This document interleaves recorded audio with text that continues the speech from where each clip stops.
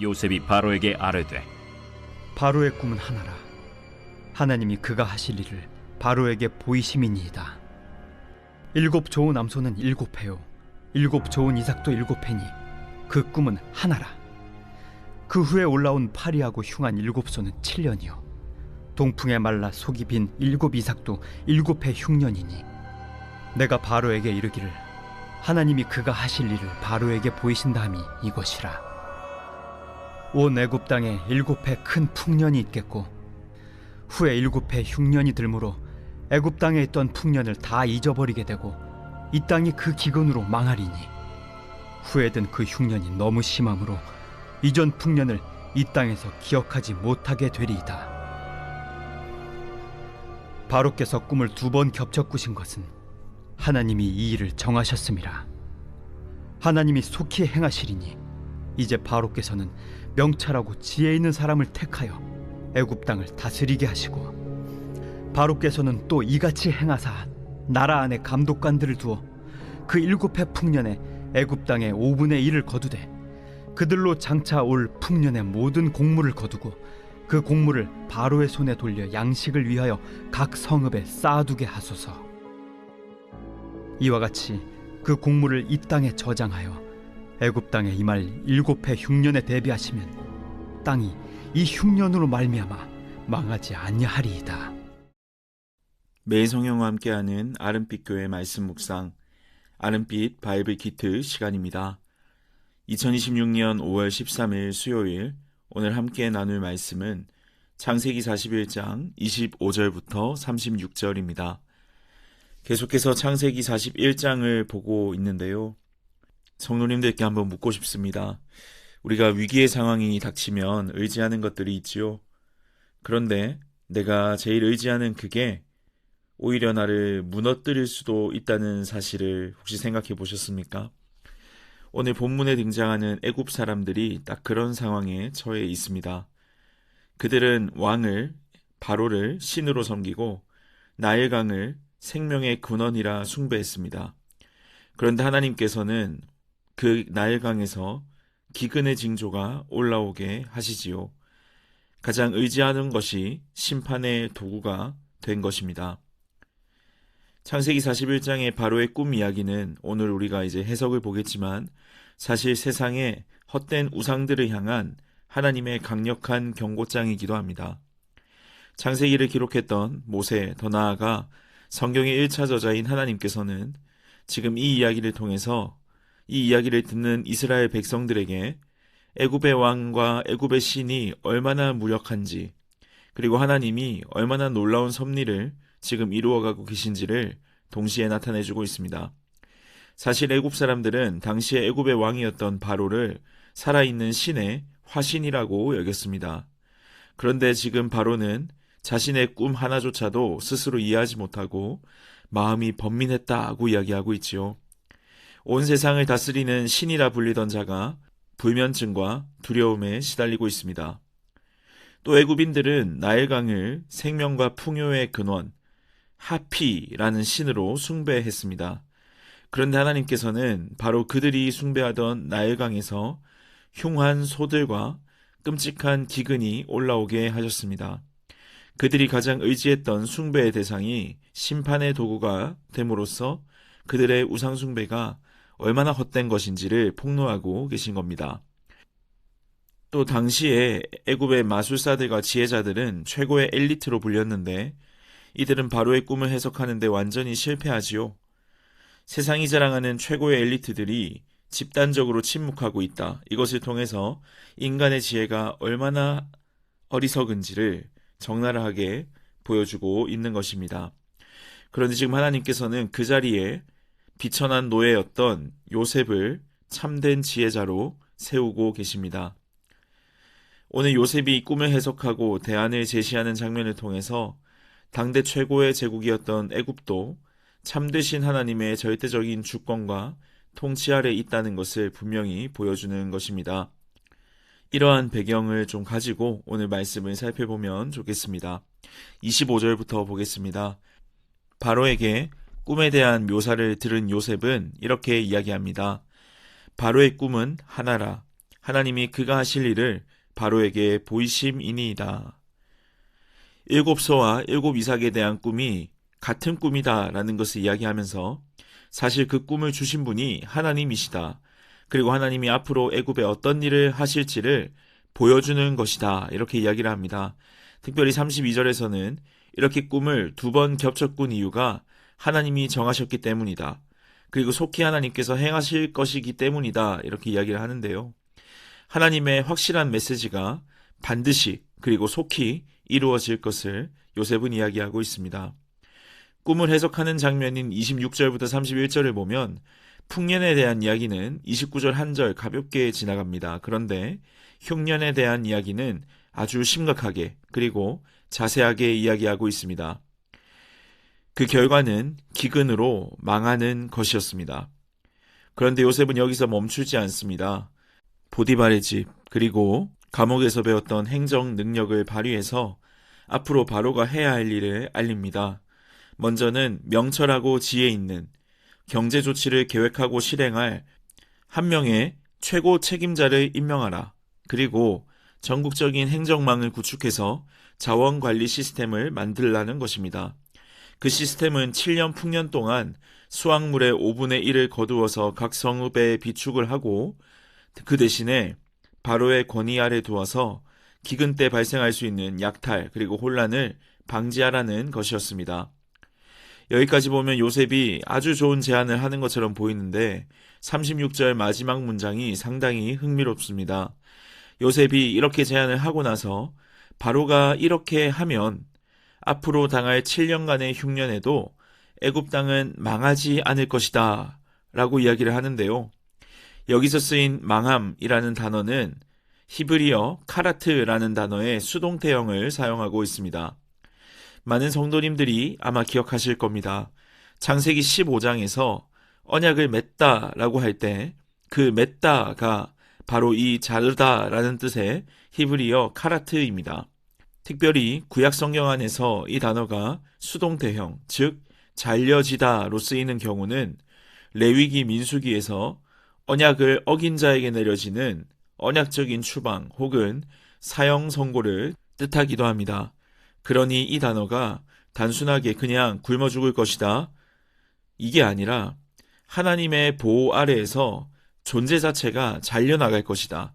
이 땅은 하나님 앞에서 끊어질 것이다. 없어질 것이다. 라는 의미입니다. 그러니 지금 요셉은 하나님의 경고를 전달하는 통로가 되어서 하나님의 심판을 경고하고 있는 것입니다. 아마도 이 성경을 듣는 히브리인들은 이 카라트라는 단어를 듣는 순간에 창세기 15장이 바로 떠올랐을 것입니다. 왜냐하면 창세기 15장 하나님이 자기들의 조상 아브라함과 언약을 맺으실 때, 즉 카라트 하실 때 이런 말씀을 하신 적이 있기 때문입니다.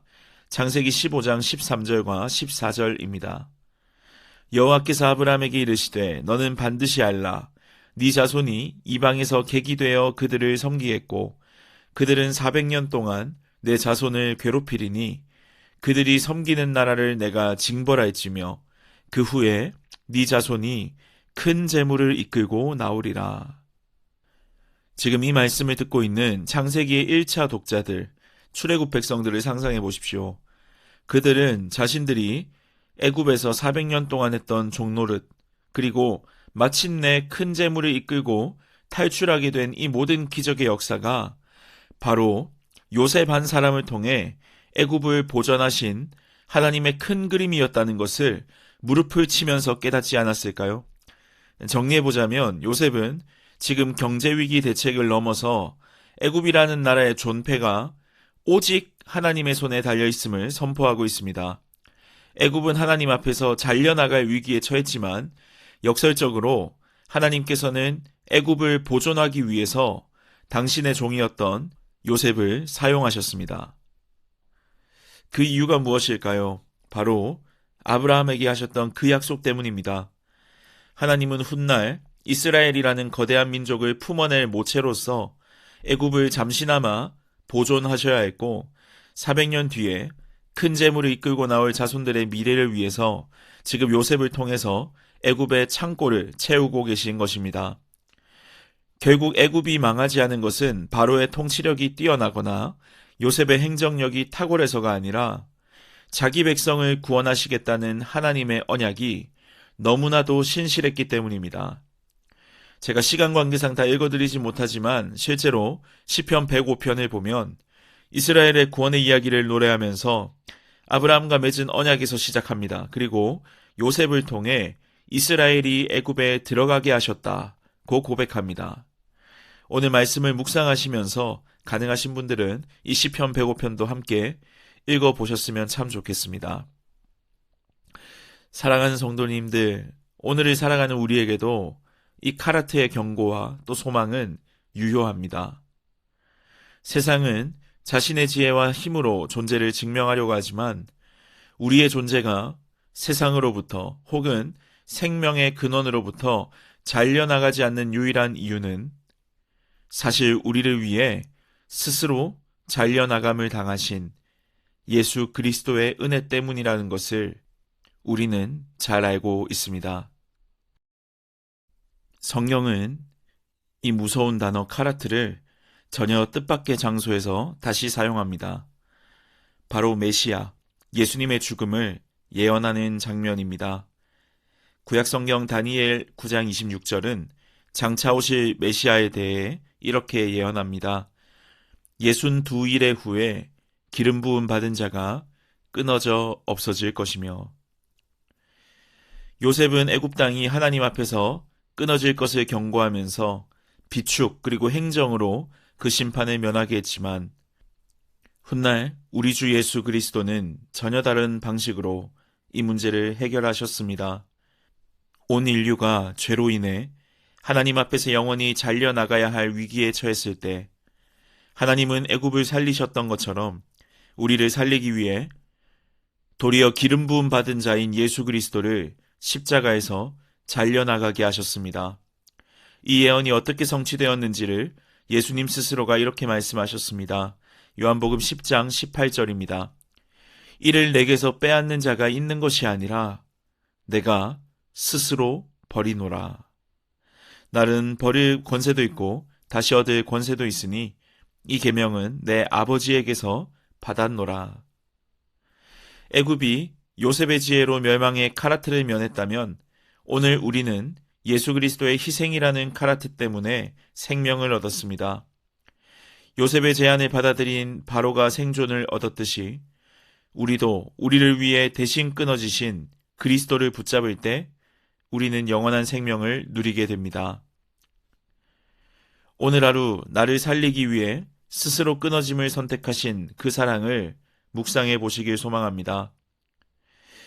주 안에서 사랑하는 아름빛교회 성도 여러분, 무엇이 성도님을 불안케 하고 있습니까? 그리고 지금 삶의 자리에서 가장 의지하고 계신 것이 무엇입니까? 바로에게 나일강이었던 것이 우리에게는 무엇입니까? 어쩌면 내 삶을 지탱해 줄 것이라 믿으며 아등바등 쌓아 올리고 있는 나만의 창고, 우리의 알량한 지혜와 능력이 어쩌면 우리가 숭배하는 나일강일지도 모르겠습니다. 그것들이 우리를 지켜줄 것 같지만 결국 나일강처럼 심판의 도구가 될 수 있다는 것, 오늘 말씀이 경고하고 있습니다. 바로가 그토록 의지했던 나일강도 그의 지혜자들도 결국 답을 주지 못했듯이 생명의 근원이신 하나님과 단절되는 그 무서운 카라트의 위기 앞에서 세상의 그 어떤 것도 우리를 구원할 수 없습니다. 우리의 영혼이 세상으로부터 그리고 생명의 근원으로부터 잘려 나가지 않게 된 유일한 길은 단 하나입니다.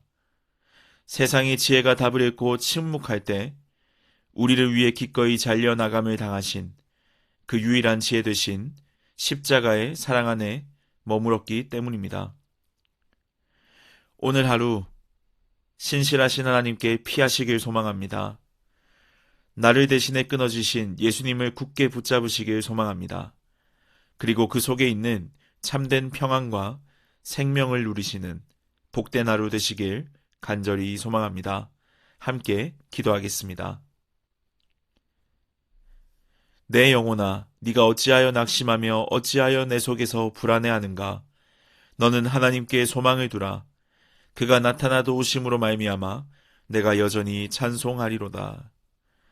신실하신 하나님 아버지, 애굽이 나일강을 의지했던 것 같이 여전히 우리도 세상의 지혜와 내 힘을 의지합니다. 내 삶을 지켜줄 것이라 믿으며 나만의 창고를 짓느라 늘 불안해하고 염려하며 살아가는 우리의 어리석음을 긍휼히 여겨 주시옵소서. 하나님과 영원히 단절되어서 끊어질 수밖에 없었던 우리를 살리시기 위해 기꺼이 십자가에서 끊어짐을 당하신 예수 그리스도의 그 크신 사랑을 바라봅니다. 그 십자가의 은혜가 영원한 죽음에서 우리를 건져내어서 참된 생명으로 옮기셨음을 믿습니다. 오늘 하루 오직 하나님께 소망을 두게 하옵소서. 나의 알량한 지혜를 온전히 내려놓고 세상이 이해할 수 없는 가장 완전한 지혜, 곧 십자가의 사랑 안에 머물게 하옵소서. 그렇게 흔들리지 않는 참된 평안과 생명을 누리게 하여 주옵소서. 예수 그리스도의 이름으로 기도합니다. 아멘.